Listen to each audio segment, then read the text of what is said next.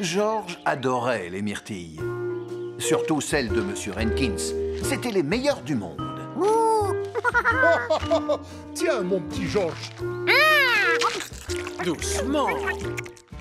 Votre femme n'est pas là aujourd'hui? Oh si, vous la trouverez derrière la grange avec son ballon. Son ballon? Décidément, cette journée ne pouvait pas mieux démarrer. Salut, George. Tu as vu la taille de ce ballon? Billy se moquait de lui ou quoi?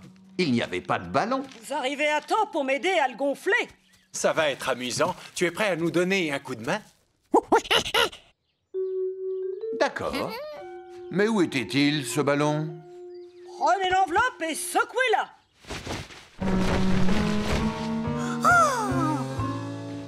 Ah, le voilà. Qu'est-ce qu'il était grand. Aussi grand que la grange. Tu ne veux pas nous aider, George?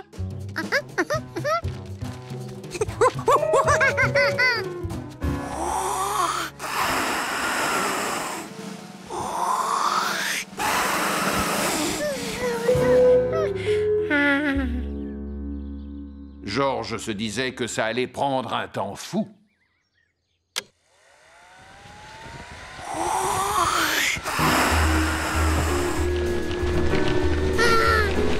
Heureusement qu'il avait du souffle.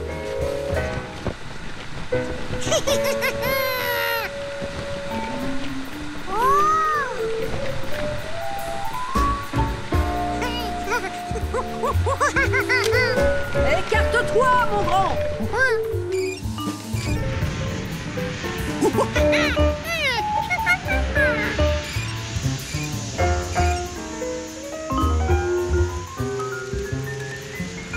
Et voilà le travail. L'air chaud est plus léger que l'air froid. Alors quand l'enveloppe est remplie d'air chaud, le ballon s'envole. Madame Renkins m'a autorisé à monter dans la nacelle avec elle pour photographier un nid de passereaux.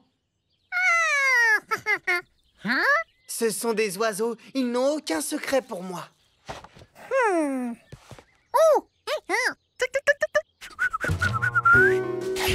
Si tu veux nous accompagner, t'es le bienvenu, George. Est-ce que vous comptez aller loin? Mais non, on va juste monter et redescendre. On restera amarré à ce treuil. Amarré, ça veut dire attaché. Comme ça, le vent ne risque pas de nous emporter. Ah, dans ce cas, si tu veux monter, George, vas-y. Bon, eh bien, je vais ranger le ventilateur et ensuite on pourra s'envoler.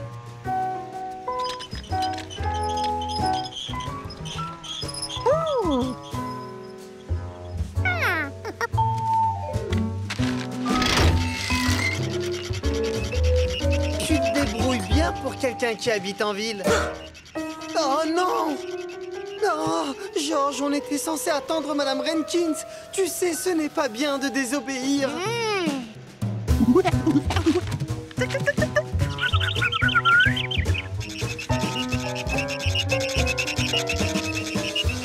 Oh non! Ah, Madame Renkins! Je pense qu'on a fait une grosse bêtise. Vous leur avez dit de m'attendre. Vite, suivons-les. Dites-moi que je rêve.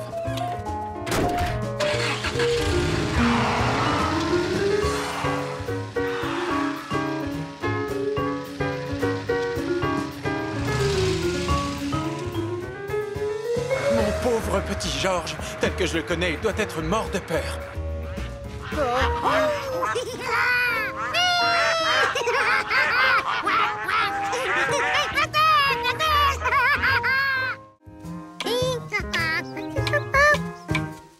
George aimait beaucoup passer du temps à la campagne, où tout ce qu'il avait à faire, c'était pas grand-chose. George, le raisin est mûr. Tu veux le goûter? Bien qu'il fût occupé à ne rien faire, il pouvait toujours se libérer pour manger du raisin. Qu'est-ce que c'était que ce trou dans lequel il était tombé?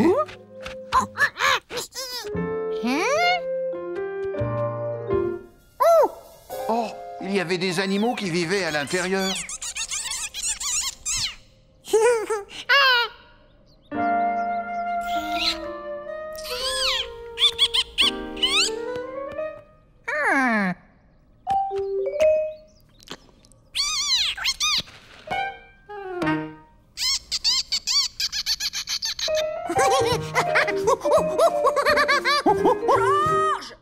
Georges!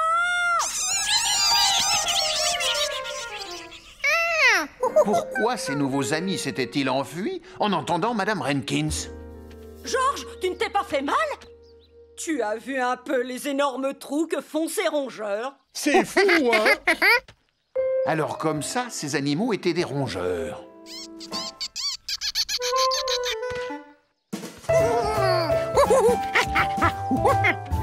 Tu n'avais encore jamais vu ça, hein? Ah, eh bien, ils creusent des galeries souterraines appelées terriers. Et c'est par ces trous qu'ils entrent et qu'ils sortent. Oh, bah... Oh, gare à ces sales petits gredins qui grappillent mes plus grosses grappes. Calme-toi, chérie. Monsieur Kaloun, le chasseur de rongeurs, va venir nous en débarrasser. Je lui paierai le double s'il saisit tous ces sales songeurs. Enfin, rongeurs. Oh! Ah, il faut lui excuser sa mauvaise humeur. Ces pépettes lui tapent sur les nerfs. Oh. Grâce à Kaloun, vos problèmes de rongeurs seront réglés en un quart d'heure. Oui, oh, c'est le plus gros rongeur que j'ai jamais vu. Non. C'est Georges, notre petit voisin.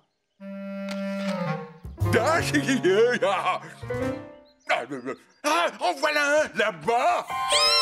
Regardez, les trous marquent les limites de leur terrier. En dehors de cette parcelle, il n'y en a pas, ce qui veut dire qu'ils sont faits comme des rats.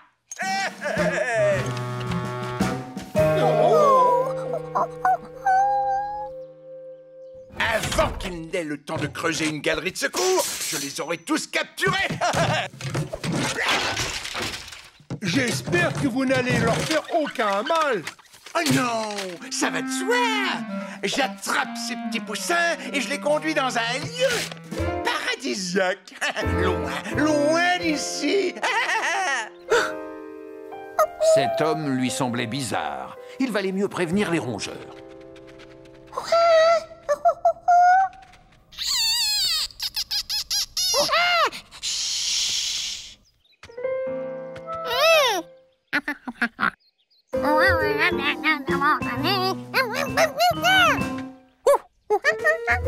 Il les invita à venir vivre dans son jardin.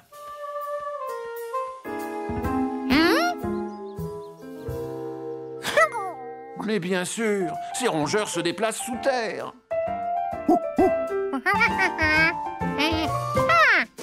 Il leur dit de creuser une galerie jusqu'à son jardin. Mais les rongeurs ne comprenaient pas le langage du singe. Alors Georges décida de creuser la galerie à leur place.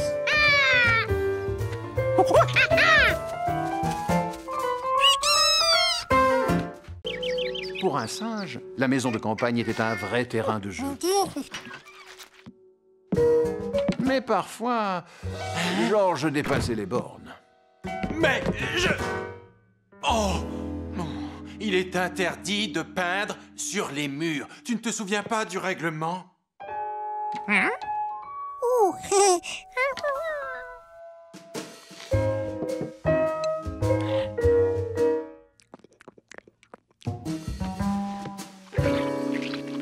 Georges, je t'ai déjà dit qu'il ne faut pas beurrer les épis de maïs avec les pieds. Il y avait des règles qui étaient logiques et d'autres qui lui semblaient beaucoup moins logiques.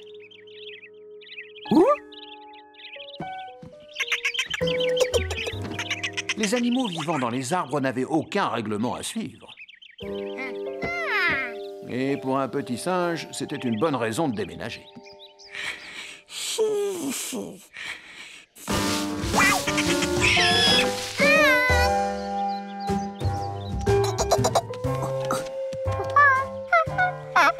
Oui, Georges se voyait bien vivre dans un arbre.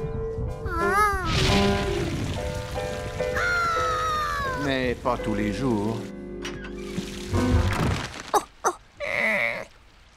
Mon petit doigt me dit que tu ferais n'importe quoi pour une bonne serviette bien moelleuse. Allez, viens.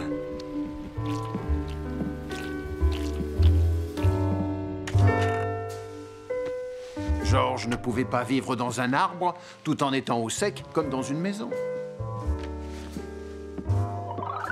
Sauf peut-être dans une cabane, où il pourrait établir son propre règlement. Il se mit au travail dès le lendemain matin.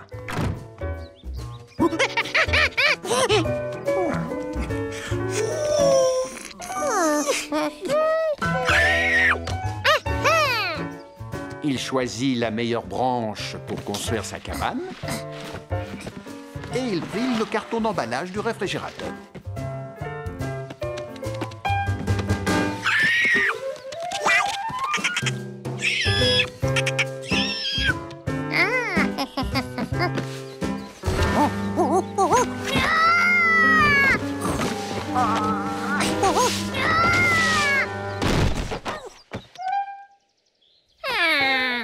De toute évidence, il lui fallait un matériau plus solide.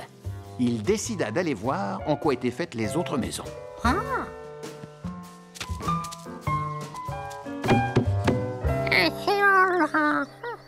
Bonjour, George. Je suis en train de construire un nouveau poulailler.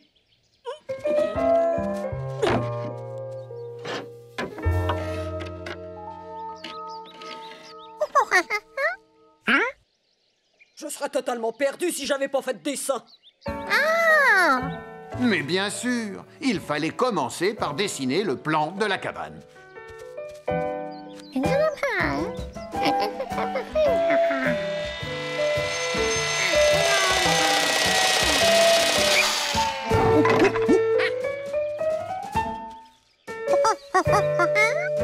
Très joli.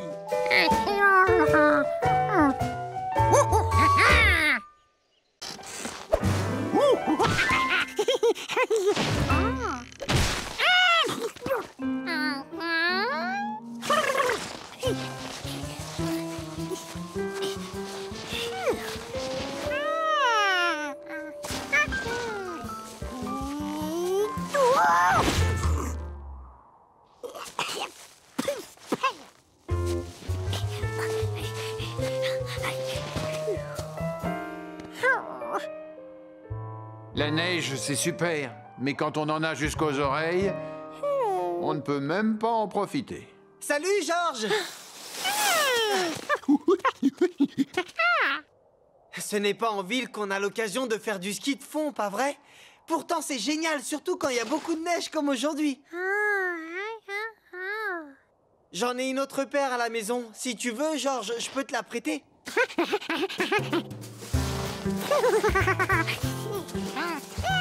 C'était rigolo.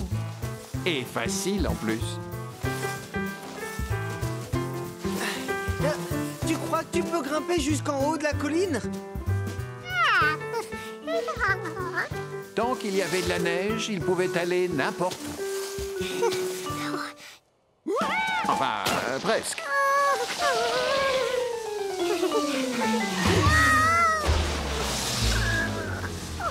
Ce n'est pas en grimpant en ligne droite que tu arriveras au sommet, George. Oh! Il faut faire des zigzags. Et quand tu t'arrêtes, pense à rentrer les genoux comme moi. Ça t'évitera de repartir en arrière. Oui, c'est bien. Continue comme ça. Tu te défends pas mal pour un débutant. Allez.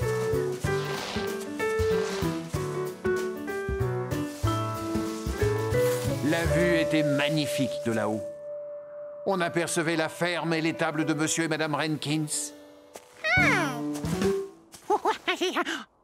Et là, c'était sa maison.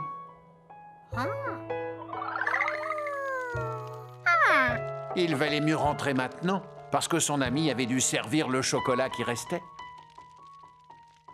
Et personne ne résiste à un bon chocolat bien chaud. Même pas l'homme au chapeau jaune. Tiens, qu'est-ce que ça peut être? Attends-moi ici, je vais aller voir. Je reviens tout de suite.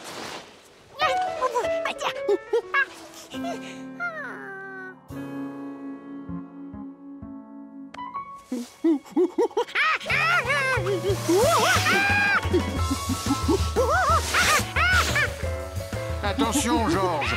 Non, pas en marche arrière.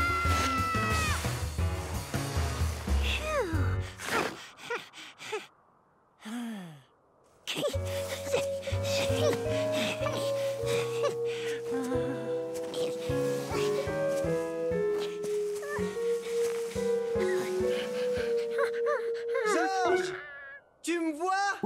Je n'ai pas réussi à savoir ce que c'était que ce bruit. Je rentre chez moi, amuse-toi bien. Georges n'avait plus qu'à dévaler la colline pour être chez lui. Il pouvait presque sentir l'odeur du chocolat chaud.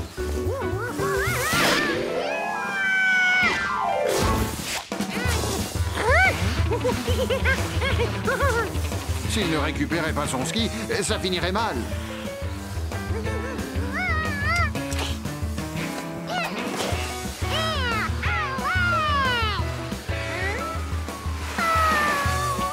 Cela dit, mieux valait un ski que pas de ski du tout.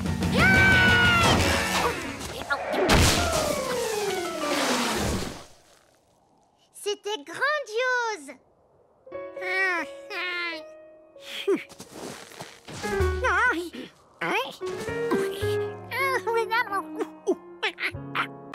L'un des privilèges d'habiter en ville, c'est de pouvoir écouter de la musique à tout instant.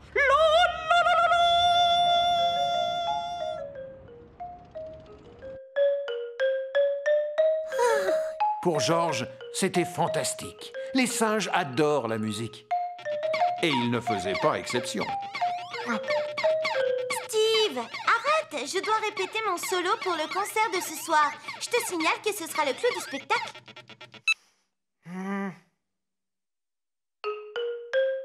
Georges était fasciné par le son que Betty faisait avec son xylophone.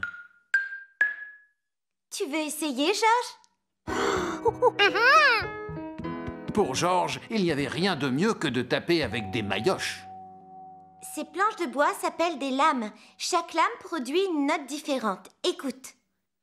Do, ré, mi, fa, sol, la, si, do.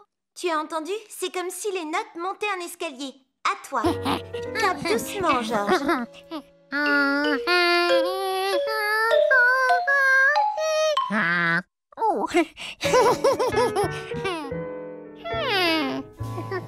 Et si c'était ces petits maillets recouverts de feutre qui faisaient de la musique? Il n'y avait qu'un moyen de le savoir. Betty! Tu n'as pas oublié ton rendez-vous chez le coiffeur. Je tiens à ce que tu sois la plus belle ce soir. Quoi? Ça m'embête vraiment de devoir emporter mon xylophone chez le coiffeur. N'importe qui pourrait le renverser. Tu sais qu'on ne peut pas faire autrement. On n'aura pas le temps de repasser à la maison avant le concert.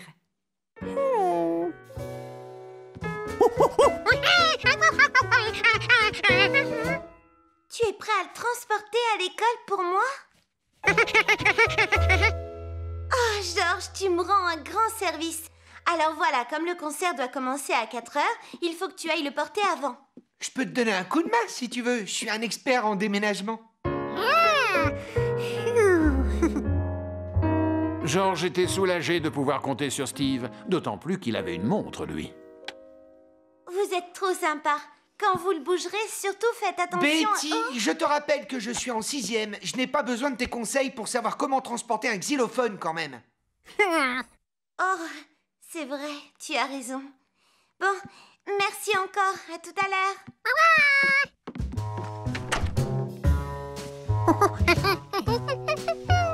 Allons, Georges, y a rien qui presse. On a tout notre temps. Georges n'avait plus qu'à attendre. Et attendre. Encore attendre. Toujours attendre.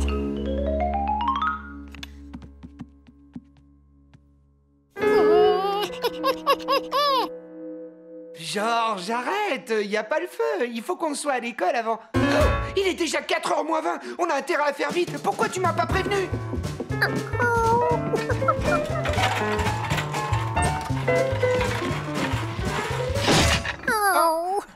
Oh, il est trop large pour passer. Elle aurait pu nous montrer comment elle faisait pour le déplacer.